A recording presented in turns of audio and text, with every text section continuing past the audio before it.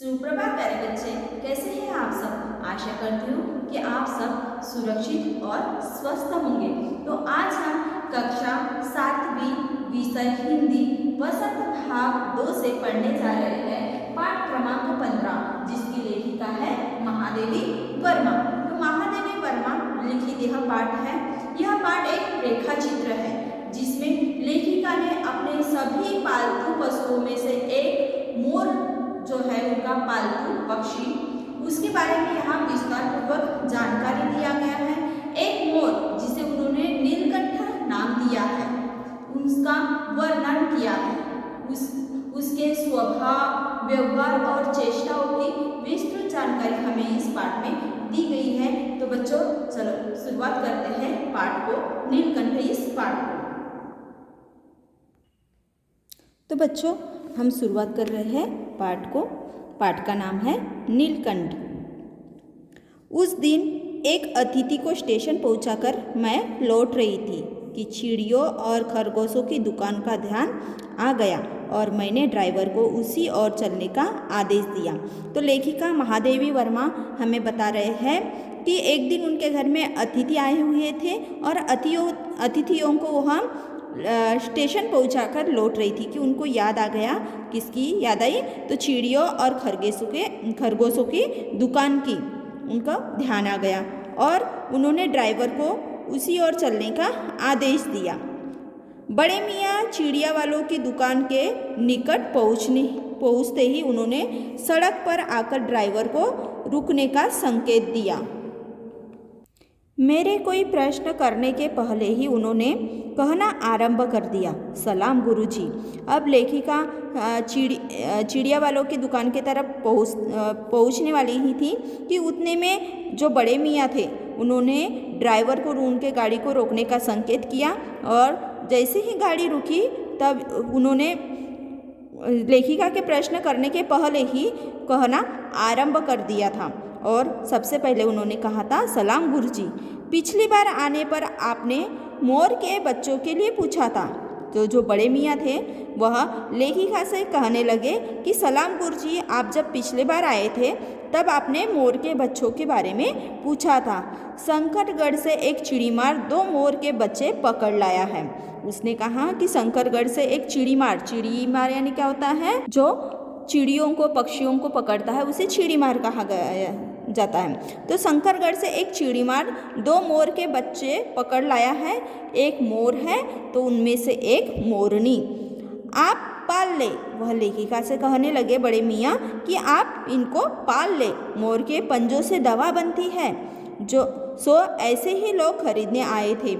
तो वो बड़े मियाँ हैं वो महादेवी वर्मा से कहने लगे कि जो इसके पाँव से जो दवा बनती है, पंजों से जो दवा बनती है, वो दवा के लिए खरीदने के लिए इन्हें बहुत से गिराही आए थे, लोग आए थे। आखिर मेरे सीने में भी तो इंसान का दिल है, मारने के लिए ऐसी मासूम चिड़ियों को कैसे दे दूँ? अब बड़े मियाँ कहने लगे लेखिका से कि मैं भी एक इंसान हूँ और मेरे भी सीने में एक इंसान का दिल है। मैं मारने के लिए इन छोटे छोटे मासूम बच्चों को कैसे बेच दूँ, कैसे दे दूँ? टालने के लिए मैंने कह दिया। गुरुजी ने मंगवाए हैं और उन्हें टालने के लिए बड़े मियाँ ने उनसे कह दिया कि इसे गुरुजी ने ही मंगवाए हैं। वैसे यह कमबख्त रोजगार की बड़ा खराब है, बस पकड़ो मारो मारो। और जो बड़े मियाँ थे वह कहने लगे कि ये मेरा जो रोजगार है वो कैसा है, बहुत खराब है। इसमें क्या है? तो सिर्फ पकड़ो पकड़ो और मारो मारो। बड़े मियाँ के भाषण की तूफान मेल के लिए कोई निश्चित स्टेशन ही नहीं है। जो बड़े मियाँ थे वह एक बार जो बोलना चालू कर देते थे तो रोकने का कोई नाम ही नहीं लेते थे। इसलिए उन्हें देखो, भाषण की तूफान मेल के लिए कोई निश्चित स्टेशन ही नहीं, इस वाक्य का यहाँ प्रयोग किया गया है। सुनने वाला थक कर जहाँ रोक दे वही स्टेशन मान लिया जाए, और जो सुनने वाला रहता था उन्हें जहाँ रोकने के लिए कह दे वही स्टेशन, वहीं पे वो रुक जाते थे, नहीं तो उन्हें कोई रोकेगा नहीं तो वो बोलते ही रहते थे। इस तथ्य से परिचित होने के कारण ही मैंने बीच में उन्हें रोककर पूछा, मोर के बच्चे हैं कहाँ? अब लेखिका उनको पता था कि बड़े मियाँ का स्वभाव कैसा है, वह उन्हें अच्छे से जानते थे, इसलिए उन्होंने रोकने के लिए उन्हें प्रश्न पूछा, मोर के बच्चे कहाँ हैं? बड़े मियाँ के हाथ के संकेत का अनुसरण करते हुए मेरी दृष्टि एक तार के छोटे से पिंजड़े तक पहुंची, जिसमें तीतरों के समान 2 बच्चे बैठे थे। पिंजड़ा इतना संकीर्ण था कि वे पक्षी शावक जाली के गोल फ्रेम में किसी जड़े चित्र के जैसे लग रहे थे। और उन्होंने जो बड़े मियाँ थे उन्होंने उन्हें एक छोटे से पिंजरे में कैद करके रखा था। तो वो एक जैसे चित्र जो रहता है फ्रेम किया हुआ, वैसे वहाँ पिंजरे में, छोटे से पिंजरे में दिख रहे थे। मेरे निरीक्षण के साथ साथ बड़े मियाँ की भाषण मेल चली जा रही थी। अब लेखिका इधर वो मोर के बच्चों का निरीक्षण कर रहे थे और इधर बड़े मियाँ अपनी बातें चालू ही रखे थे। ईमान कसम गुरुजी, चिड़ीमार ने मुझसे इस मोर के जोड़े के नगद 30 रुपये लिए हैं। 12 कहाँ, यानी बार कहाँ? भाई जरा सोच तो, अभी इनमें मोर की कोई खासियत भी नहीं है कि तू इतनी बड़ी कीमत ही मांगने चला। पर वह मुंजी क्यों सुनने लगा। आपका ख्याल करके अस्ता पस्ता कर देना ही पड़ा। अब आप जो मुनासिब समझे। अब जो बड़े मियाँ थे उनको अपनी बात मनवाना अच्छी तरह आता था, तो वो लेखिका से देखो अपनी बात किस तरह मनवा रहे थे। तो वो बता रहे हैं कि बड़े मुश्किल से मैंने इन मोर के बच्चों को खरीदा है। अस्ता पस्ता कर बड़े इससे मैंने उन्हें पैसे दिए हैं और उन्होंने उन्हें 30 रुपये में खरीद लिया।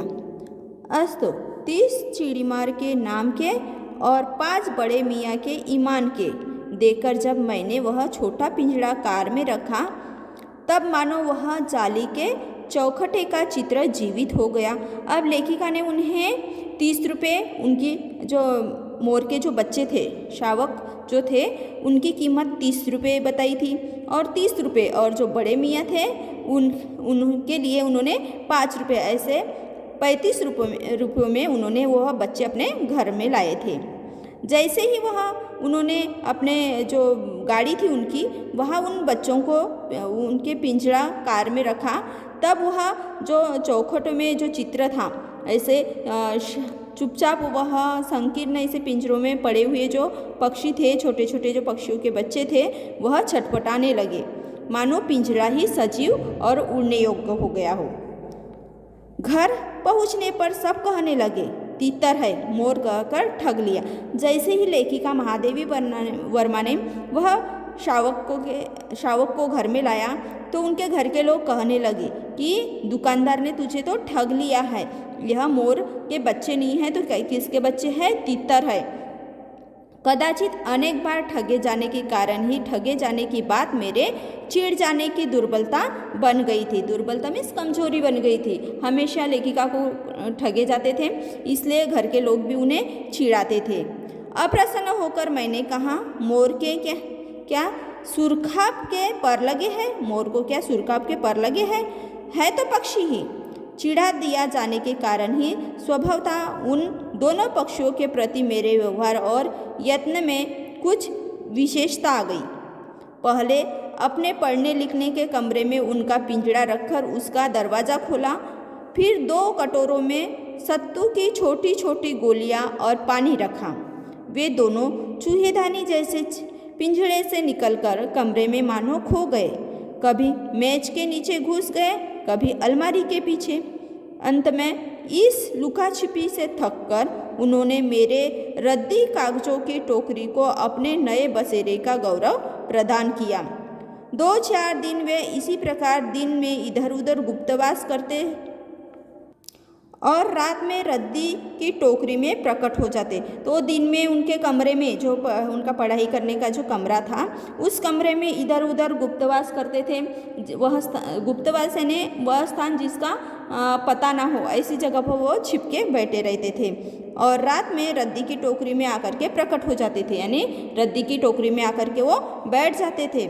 फिर आश्वस्त हो जाने पर कभी मेरी मेज पर, कभी कुर्सी पर और कभी मेरे सिर पर अचानक आविर्भूत होने लगे। तो कुछ दिनों के बाद में वो जो मोर के छोटे छोटे बच्चे थे वह लेखिका से इतने घुल मिल गए थे कि वह कभी कुर्सी पर बैठते और कभी लेखिका के सिर पर भी अचानक प्रकट हो जाते थे। खिड़कियों में तो जाली लगी थी पर दरवाज़ा मुझे निरंतर बंद रखना पड़ता था और कमरे में उनको बंद करने की वजह से, जैसे वो खिड़की थी तो खिड़कियों पे जाली लगी हुई थी और वो बाहर निकल ना जा, भाग ना जाए, इसीलिए जो कमरे का जो दरवाज़ा था वह उन्हें निरंतर हमेशा बंद रखना पड़ता था। खुला रहने पर चित्रा, उनके घर में एक बिल्ली भी थी जिसका नाम था चित्रा, इन नवागंतुक का पता लगा सकती थी और तब उसके शोध का क्या परिणाम होता यह अनुमान करना कठिन नहीं है। तो उनके घर में जो एक बिल्ली थी, तो यह जो नए आए हुए जो शावक थे, मोर के जो छोटे छोटे बच्चे थे, तो इनका पता लगा सकती थी और बाद में पता नहीं इसका परिणाम क्या होता। वैसे वह चूहों पर भी आक्रमण नहीं करती, परंतु यहाँ तो दो सर्वथा अपरिचित पक्षियों की अनधिकार चेष्टा का प्रश्न था।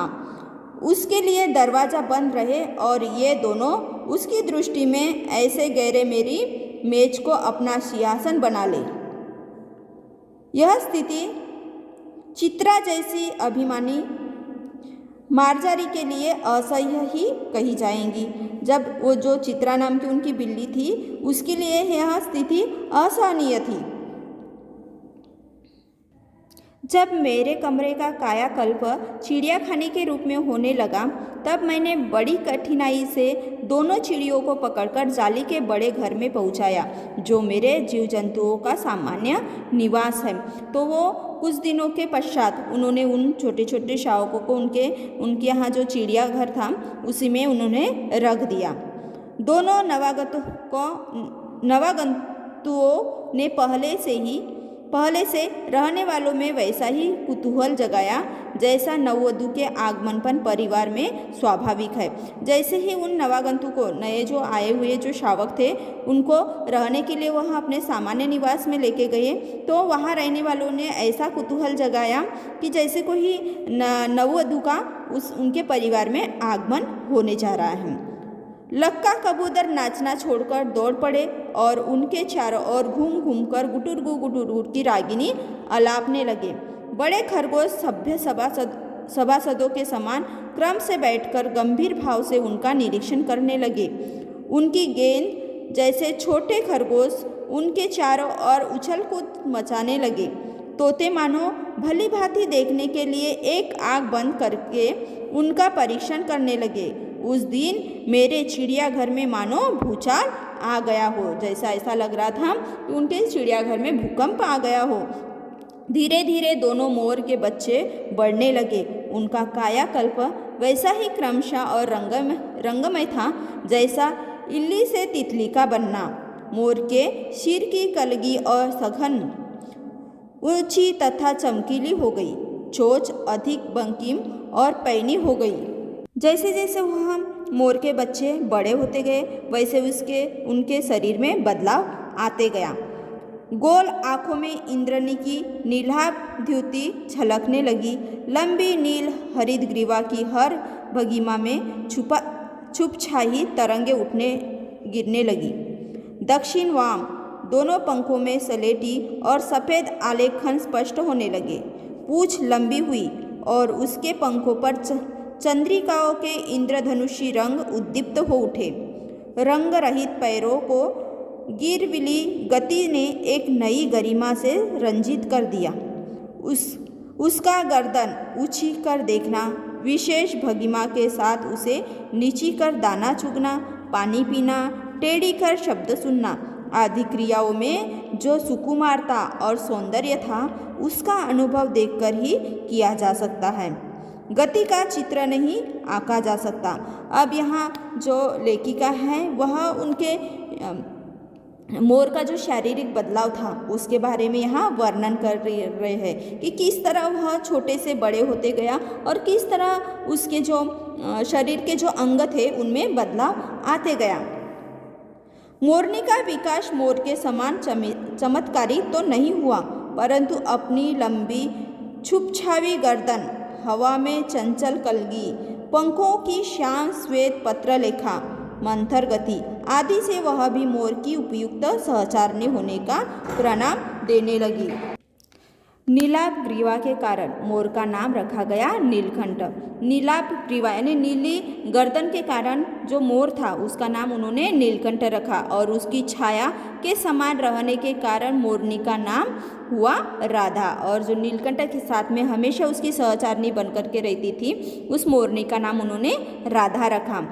मुझे स्वयं ज्ञात नहीं कि कब नीलकंठ ने अपने आप को चिड़ियाघर के निवासी जीव जंतुओं का सेनापति और संरक्षक नियुक्त कर लिया। सवेरे ही वह सब खरगोश, कबूतर आदि की सेना एकत्र कर उस ओर ले जाता जहाँ दाना दिया जाता है, और घूम घूम कर मानो सबकी रखवाली करता रहता। किसी ने कुछ गड़बड़ की और वह अपने तीखे चंचू प्रहार से उसे दंड देने दौड़ता, और वह जो चिड़ियाघर में जीव जंतु रहते थे उनकी रक्षा करता था। उनका सेनापति वह खुद को मानता था, उनकी रखवाली करता था, और किसी ने गलती की या कुछ गड़बड़ की तो वो अपने नोकीले चोंच से उनको चोट पहुंचाते था, दंड देते था। खरगोश के छोटे बच्चों को वह चोंच से उनके कान पकड़कर ऊपर उठा लेता था, और जब तक वे आर्दक क्रंदन न करने लगते थे उन्हें अधर में लटकाए रखता था। देखो तो वहाँ जो खरगोश के छोटे बच्चे थे उनको कैसे दंड देता था, कैसे सजा देता था, तो उनको अपने चोंच से कान पकड़ लेता था, ऊपर उठाता था, और वह जब तक कि चिल्लाते नहीं थे, दर्द भरी आवाज़ नहीं निकालते थे, तब तक कि वह उन्हें छोड़ता नहीं था। कभी कभी उसकी पैनी चोंच से खरगोश के बच्चों का कर्णवेध संस्कार हो जाता, पर वे फिर कभी उसे क्रोधित होने का अवसर न देते थे। दंड विधान के समान ही उन जीव जंतुओं के प्रति उसका प्रेम भी असाधारण था। जिस तरह वह वहाँ रहने वाले जीव जंतुओं को दंड देता था उसी प्रकार वह उन्हें प्रेम भी करता था। प्रायः वह मिट्टी में पंख फैलाकर बैठ जाता और वे सब उसकी लंबी पूंछ और सघन पंखों में छुआ-छुओल सा खेलते रहते थे। ऐसे ही किसी स्थिति में एक सांप जाली के भीतर पहुंच गया। सब जीव जंतु भागकर इधर उधर छिप गए। केवल एक शिशु खरगोश सांप की पकड़ में आ गया। निगलने के प्रयास में सांप ने उसका आधा पिछला शरीर तो मुंह में दबा रखा था, शेष आधा जो बाहर था उससे ची ची ची का स्वर भी इतना तीव्र नहीं निकल सकता था कि किसी को स्पष्ट सुनाई दे सके। नीलकंठ दूर ऊपर झूले में सो रहा था।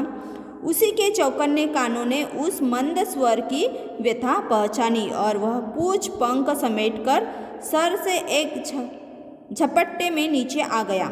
संभवतः अपनी सहज चेतना से ही उसने समझ लिया होगा कि सांप के फन पर चोंच मारने से खरगोश घायल हो सकता है। उसने सांप को फन के पास पंजों से दबाया और फिर चोंच से इतने प्रहार किए कि वह अधमरा हो गया। पकड़ ढीली पड़ते ही खरगोश का बच्चा मुख से निकल तो आया, परंतु निश्चेष्ट सा वही पड़ा रहा। राधा ने सहायता देने की आवश्यकता नहीं समझी, परंतु अपनी मंद केका से किसी असामान्य घटना की सूचना सब और प्रसारित कर दी। माली पहुंचा, फिर हम सब पहुँचे। नीलकंठ जब सांप के 2 खंड कर चुका तब उस शिशु खरगोश के पास गया और रात भर उसे पंखों के नीचे रखे उष्णता देते रहा। देखो तो किस तरह उस खरगोश के बच्चों की देखभाल कर रहा था। कार्तिकेय ने अपने युद्ध वाहन के लिए मयूर को क्यों चुना होगा? कार्तिकेय यानी जो शंकर जी के पुत्र हैं उन्हें कार्तिकेय कहा जाता है, जिनका वाहन है मयूर। यह उस पक्षी का रूप और स्वभाव देखकर समझ में आ जाता है। मयूर कलाप्रिय वीर पक्षी है, हिंसक मात्र नहीं।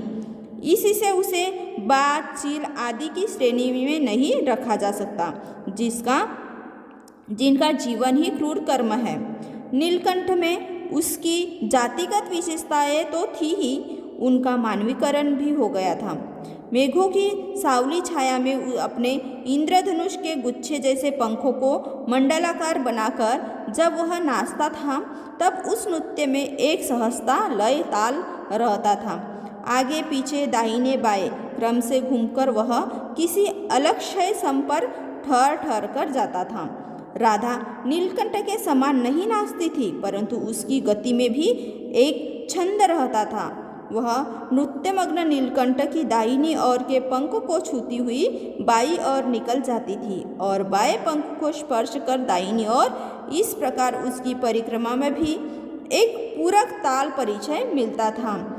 नीलकंठ ने कैसे समझ लिया कि उसका नृत्य मुझे बहुत भाता है, यह तो नहीं बताया जा सकता, परंतु अचानक एक दिन वह मेरे जाली घर के पास पहुँचते ही अपने झूले से उतरकर नीचे आ गया और पंखों का सतरंगी मंडलाकार छाता बनाकर नृत्य की भंगिमा में खड़ा हो गया। तब से यह नृत्य भंगिमा नित्य का क्रम बन गई। प्राय मेरे साथ कोई न कोई देसी विदेशी अतिथि भी पहुंच जाता था और नीलकंठ मेरे साथ नीलकंठ की मुद्रा को अपनी प्रति सम्मानपूर्वक समझकर विस्मयाभिभूत हो उठता था। कई विदेशी महिलाओं ने उसे परफेक्ट जेंटलमैन की उपाधि दी थी। तो उसकी हम जो नृत्य प्रतिभा थी उसको देखकर विदेशी जो महिलाएं, विदेशी जो लोग आते थे उनके चिड़ियाघर को भेंट देने के लिए, तो वहाँ से जो विदेशी महिलाएं आती थी उन्होंने उसे परफेक्ट जेंटलमैन की उपाधि दी थी। जिस नुकीली पैनी चोट से वह भयंकर विषधर को खंड खंड कर सकता था, उसी से मेरी हथेली पर रखे हुए भुने चने ऐसी कोमलता से होले होले उठाकर खाता था कि हंसी भी आती थी और विस्मय भी होता था। फलों के वृक्ष से अधिक उसे पुष्पित और पल्लवित वृक्ष भाते थे। वसंत में जब आम के वृक्ष सुनहली मंजरियों से लद जाते थे, अशोक नए लाल पल्लवों से ढक जाता था, तब जाली घर में वह इतना अस्थिर हो उठता था उसे बाहर छोड़ देना पड़ता था।